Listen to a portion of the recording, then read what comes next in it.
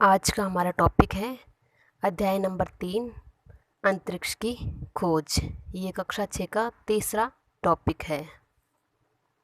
इसकी शुरुआत करने से पहले हम देख लेते हैं कि इसके अंदर हमें कौन कौन से टॉपिक और पढ़ने हैं। जैसे इस टॉपिक में सबसे पहले हम देखेंगे खगोल की प्राचीन विरासत के रूप में, जैसे कि निर्माण कार्य क्या क्या हुआ है प्राचीन काल में खगोल को समझने के लिए। उसके बाद में हम देखेंगे कि अंतरिक्ष खोज का इतिहास क्या रहा है, कौन कौन से खगोलविद हुए हैं, उनमें से मुख्यतः भारत में कौन कौन से हुए हैं। तो भारत में हम आर्यभट्ट और भास्कराचार्य सेकंड के बारे में विस्तार से पढ़ेंगे। उसके बाद में है अंतरिक्ष जानकारी के साधन क्या रहे होंगे, प्राचीन समय में किस से हम अंतरिक्ष का ज्ञान प्राप्त करते थे और वर्तमान में किससे कर रहे हैं। उसके बाद में हम वेधशाला के बारे में पढ़ेंगे जो अंतरिक्ष के ज्ञान से संबंधित है। उसके बाद में वेधशालाओं में मुख्यतः सवाई जयसिंह द्वारा निर्मित जो वेधशालाएं हैं उनके बारे में पढ़ेंगे। उसके बाद में कृत्रिम उपग्रह क्या होता है, प्लायन वेग क्या है, कौन कौन से अंतरिक्ष यात्री हुए हैं, हमारे भारत से कौन है, विश्व से कौन है। उसके बाद में हमारे अंतरिक्ष संगठन इसरो के बारे में पढ़ेंगे, मंगल अभियान के बारे में।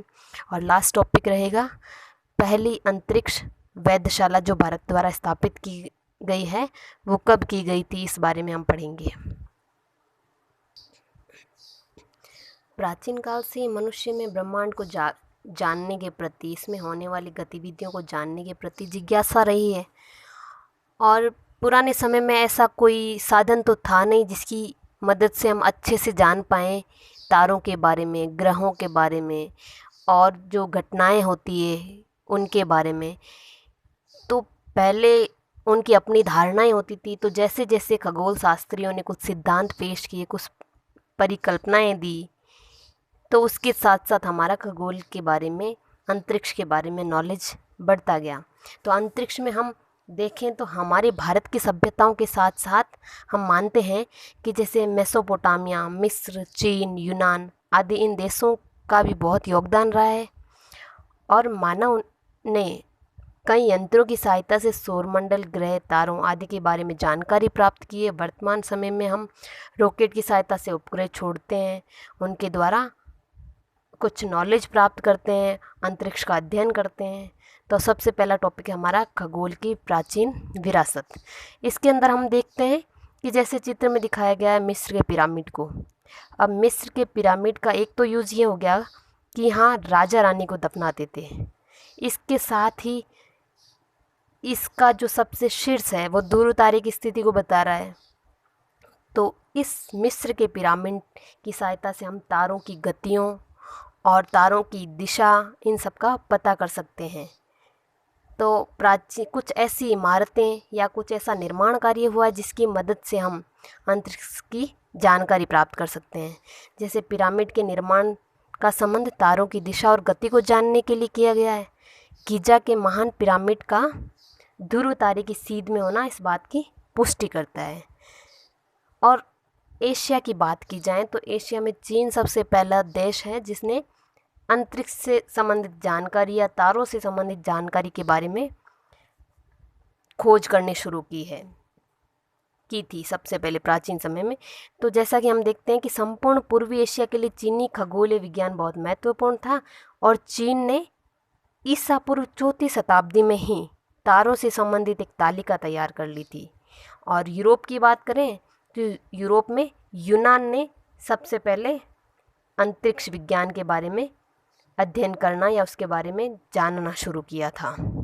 अब हम देखते हैं अंतरिक्ष खोज से संबंधित इतिहास क्या रहा है। उसमें मुख्यतः हम भारत के बारे में देखेंगे। भारत के प्रमुख खगोलविदों के रूप में हम पढ़ते हैं आर्यभट्ट, वराहमिहिर और भास्कराचार्य द्वितीय। तो इनमें से आर्यभट्ट के बारे में देखें तो इन्होंने ऐसी बातें बताई थी जिनके बारे में विश्व के वैज्ञानिक बहुत सालों या सदियों बाद बता पाए थे। जैसे आर्यभट्ट के बारे में यहाँ हम 3 इम्पॉर्टेंट चीज़ें पढ़ रहे हैं। पहली, सबसे पहले इन्होंने ये बताया था कि पृथ्वी स्थिर नहीं है और पृथ्वी के गतिशील होने की वजह से ही तारे उदय और अस्त होते हैं। तो ये चीज़ उन्होंने ईसा पूर्व 5वीं सदी में बता दी थी। सेकंड चीज़, उन्होंने पृथ्वी की परिधि लगभग 24,835 मील बताई थी, जो कि आधुनिक काल में भूवैज्ञानिकों ने जो परिधि बताई है उसके लगभग करीब है। और अभी जो परिधि बताई गई है वो 24,901 मील के बराबर है, जो लगभग 24,835 मील के बराबर ही है। तीसरा, इन्होंने चंद्र ग्रहण होने का कारण बताया था। इन्होंने कहा था कि चंद्रमा पर पृथ्वी की छाया पड़ना ही चंद्र ग्रहण का कारण है, तो जो कि आज भी सत्य है। तो इसी तरह इन्होंने बहुत से महान कार्य, बहुत से महान नियम बताए थे। इन सब की वजह से ही भारत द्वारा अंतरिक्ष में भेजे गए प्रथम कृत्रिम उपग्रह का नाम आर्यभट्ट रखा गया था, जो कि 1975 में भेजा गया था। अब हम देखते हैं ये आर्यभट्ट, इरेटोस्थेनेज, भास्कराचार्य द्वितीय। हम यूनान की बात करें तो यूनान में ईसा पूर्व 4वीं शताब्दी से यहाँ अंतरिक्ष के बारे में विकास होने लगा था। और यूनान के प्रमुख दार्शनिकों में हम पढ़ते हैं प्लेटो, अरस्तु, टॉलमी, इनके बारे में। तो इस समय तक, ईसा पूर्व 4वीं सदी तक ये माना जाता था कि पृथ्वी केंद्र में है और सूर्य उसके चारों ओर चक्कर लगा रहा है। ये धारणा जो 4वीं शताब्दी पूर्व तक थी, वो धारणा पूर्व से थी, वो धारणा जाके टूटी है 16वीं सदी में, जब कोपरनिकस ने ये बताया था कि सूर्य सबसे केंद्र में है और पृथ्वी और अन्य ग्रह सूर्य के चारों ओर चक्कर लगा रहे हैं। और पृथ्वी की सही परिधि बताने का आंकलन इरेटोस्थनीज ने ईसा पूर्व 3वीं सदी में किया था। भारत के प्रसिद्ध खगोल शास्त्री में एक का नाम और पढ़ते हैं हम, भास्कराचार्य द्वितीय का। और इन्होंने बहुत से ग्रंथ लिखे हैं जिनसे हमें काफ़ी जानकारी मिलती है। इनका जन्म हुआ था 1114 ईस्वी में और इन्होंने सिर्फ 36 वर्ष की उम्र में एक प्रसिद्ध ग्रंथ लिखा है, सिद्धांत शिरोमणि। इनका मानना था कि पृथ्वी गोलाकार है और गुरुत्वाकर्षण बल के कारण ही सभी वस्तुओं को अपनी ओर खींचती है। तो इनके बहुत सदियों बाद में, बहुत सालों बाद में न्यूटन बता पाए थे कि गुरुत्वाकर्षण का सिद्धांत होता है।